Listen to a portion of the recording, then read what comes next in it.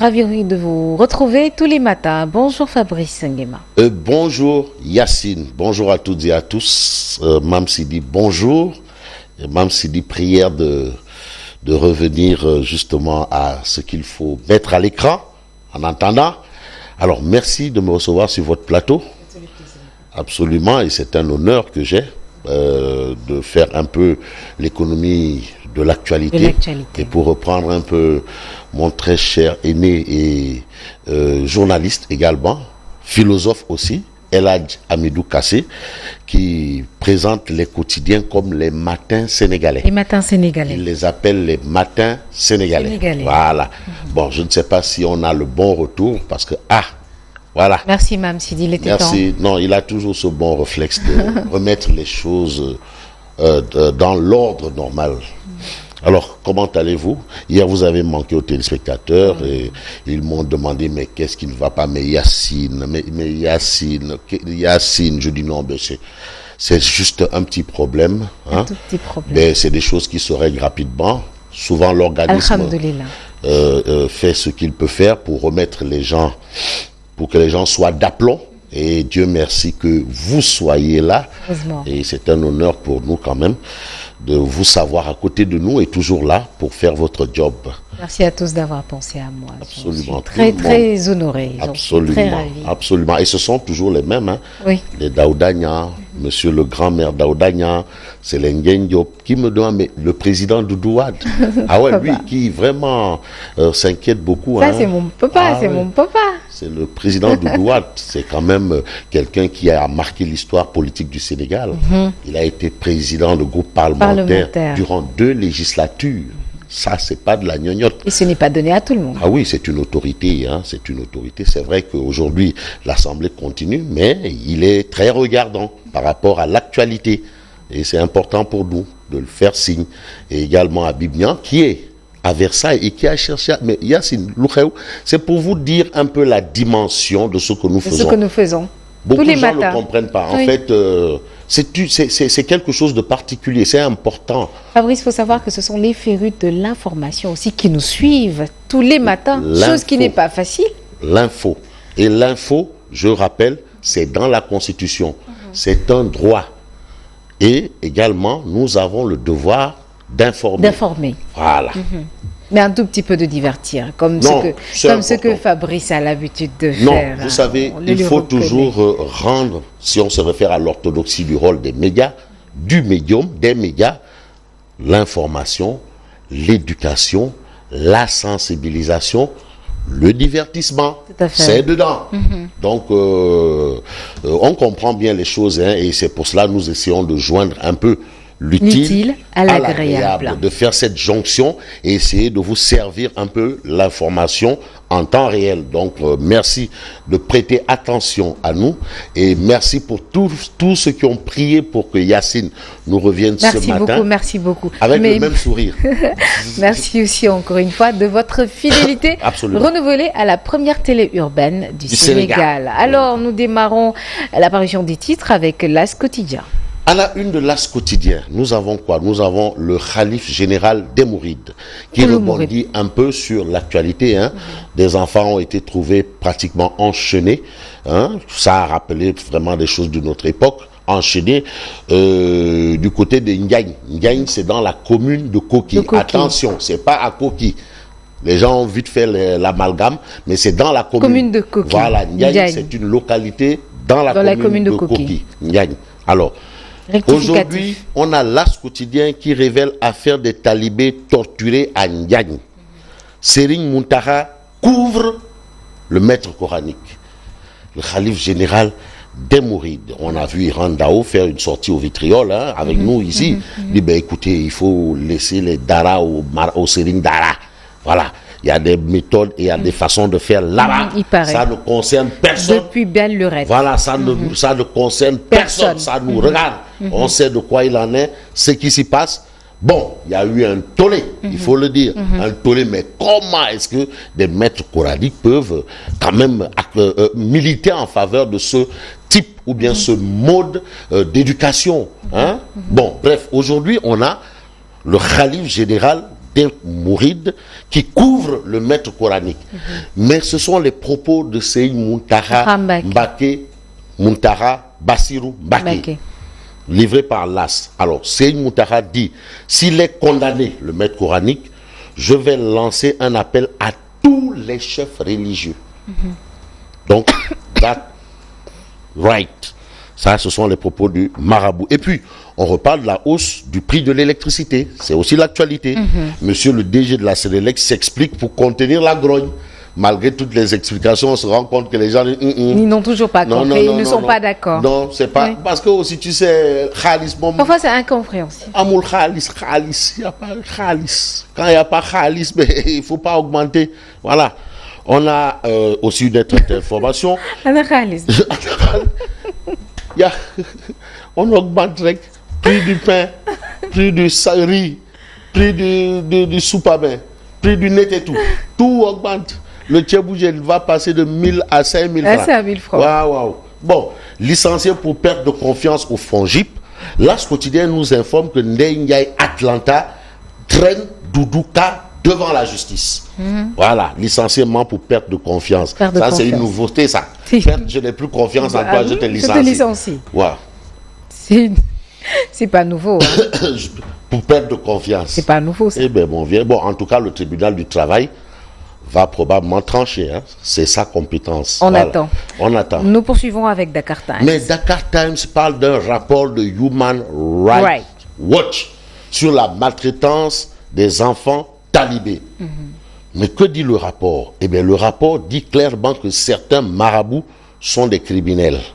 Ça, c'est Dakar Times qui revient sur ce, bien entendu, rapport et le rapport de Human Rights Watch. Voilà. Source A. Mais source A est avec monsieur qui? Eh bien, monsieur Yokoba Youf, qui dit, waouh,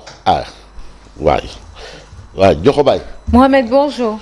Mohamed, alors, en visite à Ndiagne, après le tollé suscité par l'affaire des talibés enchaînés, c'est bien le directeur de la promotion des droits de l'enfant.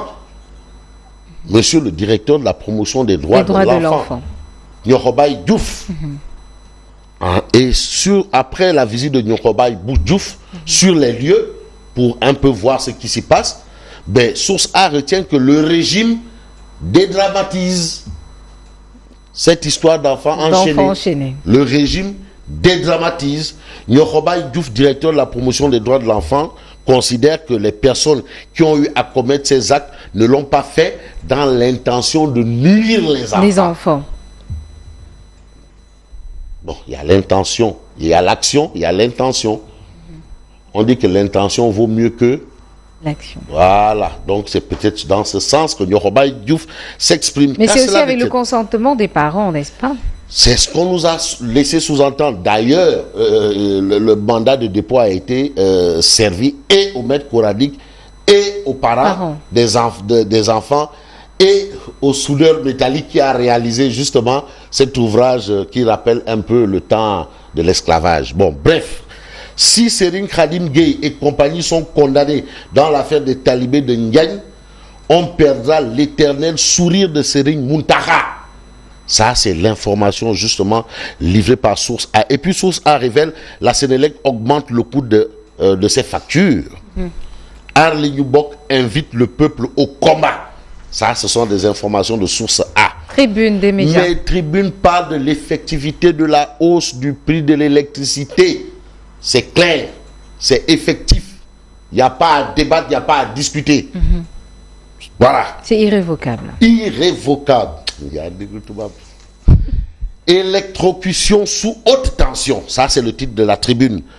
On n'a pas de Dembabité, qui est le DG de la Sénélec, qui dit que bon, oui, la hausse du prix de l'électricité justifiée par un manque à gagner de plus de 12 milliards. Il y a un manque à gagner de plus de 12 milliards. Ah ouais, c'est ce qu'il dit. Hein? Ah, ouais, et là, on n'arrête pas de parler de milliards. Ah ouais. Khalis B. Et puis, on parle de détournement présumé de 200 millions à la mairie des Parcelles Assainies. Il y a trop d'argent. Les défenseurs des Parcelles Assainies réclament l'IGE au niveau de la mairie. Les défenseurs des Parcelles Assainies, emmenés par un certain Bokar Diong, réclame l'IGE à la mairie des Parcelles parce qu'il s'agit d'un détournement présumé de 200 millions de francs CFA. Si ce ne sont pas des centaines de millions, c'est des milliards. Ah, Khalis Rek. Fabrice, qu'est-ce l'évidence. On reste avec l'évidence. Pape Demba Bitèye. C'est qui Pape Demba Bitèye? C'est le monsieur le directeur général de la Sénélec. C'est le DG de la Sénélec. Pape Demba Bitèye, dont les propos barrent la une de l'évidence. Bon, selon Pape Demba Bitèye, les ménages à faible revenu ne subiront pas la hausse du prix de l'électricité. Donc toi, Yacine, tu vas subir la hausse. Et pourquoi je suis parce que tu n'es pas un ménage à faible revenu. Ah, qui te dit que je ne suis pas un ménage à faible revenu? 3 millions de francs, c'est pas un faible revenu. Mam Sidi, mais Souki est concerné. Toi, tu n'es pas concerné. Donc, laisse-nous des ménages à faible revenu. Alors, comment on saura que c'est un ménage à faible revenu? Vraiment. Bon, les ménages à faible revenu ne subiront pas la hausse du prix de l'électricité. Eux, ils ont peut-être leurs indicateurs. Hein. Peut-être bien. On ne sait pas. Hausse du prix de l'électricité et problème de l'eau. L'énergie solaire et les pompes à eau ne sont-elles pas des solutions? C'est une question, bien entendu, de l'évidence. Et puis, port autonome de Dakar, Aboubacar Sadir Bey lance l'opération Un port salubre. Ah oui, parce que le port de Dakar, c'est le port... L'insalubrité, il s'est vu. Le port là-bas, là, c'est un dépotoir. Hein. Ouais, vraiment, il faut le faire. Alors, ce que fait Vox Populi, c'est quoi? C'est de nous livrer que la Sénélec parle d'un gap de 12 milliards à combler. Waouh, 12 milliards. Mais la société civile investit la place de l'obélisque pour dire non. Voilà. C'est vendredi, non? Non, c'est vendredi. Ils vont dire non. Pape Demba Bitèye qui dit que ce réajustement tarifaire est fait pour permettre à la Sénélec de réaliser son programme d'investissement de 1493 milliards de francs CFA sur la période 2020-2022. Ce sont les propos de Pape Demba Bitèye. Très bien. Bitèye. C'est lui. Ouais, monsieur Bitèye. Le directeur général. Monsieur le DG de la Sénélec. À un moment, c'était Sénétapalélec. Alors, on poursuit avec... Le Témoin quotidien. D'accord. Voilà. Alors, le Témoin quotidien parle de toute autre chose. Khalis encore. Malversation financière. L'affaire des 3 milliards de Star Oil rebondit. Parce qu'il y a un proche de Marième Faisal qui est dans cette histoire. Birahim Diop et son complice entre guillemets, Demba Diop Diagne, cuisiné à la DIC. Mais qu'est-ce qui est bizarre dans cette histoire? C'est que des maires et le directeur du port de Bargny ont été entendus. Dans cette histoire? Dans cette histoire de 3 milliards de Star Oil. Voilà. Et Libération évoque le même point. Un rapport d'audit pointe un carnage financier. Carnage financier. Ça, c'est un banditisme financier. Carnage. Que pour Katouques. Le Témoin a parlé de 3 milliards. Mais Libération parle de 5 milliards. 5 milliards de francs CFA portés disparus à Star Oil. 5 milliards. De francs CFA. Comment 5 milliards peuvent disparaître? Mais Fabrice, Anna Khalis. Khalis Amoulde. Quand tu vois les tos d'Aouda Nyamom faire le mort, c'est que Khalis Amoul. Ils font le mort. Ben mon cousin. Batarba. Il fait le mort aussi. 5 milliards de francs CFA portés disparus à Star Oil. La DIC entre en action. Dame Diané, le port minéralier et Moussa Diao au cœur du scandale, c'est ce que révèle Libération. Les Échos révèlent. Mais les Échos parlent de toute autre chose. De quoi? Justement l'affaire Ali Oussal. Alors on se dirige vers la seconde phase de l'instruction de l'affaire Petro-Tim, des délégations judiciaires et des commissions rogatoires en vue. Ça, c'est ce que nous livrent les Échos. L'Observateur. Mais l'Observateur parle de trafic international de drogue dure. Alors, il s'agit des révélations sur la cocaïne saisie en mer, le film de l'arrestation de l'ingénieur sénégalais Mbaye Hadj, la qualité de 750 kg de cocaïne, les 60 milliards de francs CFA et les secrets de l'équipage. Alors, le doyen des juges démarre ses auditions au fond aujourd'hui. Lisez l'Observateur. Politique, Arli Youbok, un nouvel instrument au service d'Ousmane Sonko, c'est une interrogation. bien entendu, de l'Observateur, l'Obs. Nous terminons avec critique. Ndeysaan. Critique. Colette sans héritière.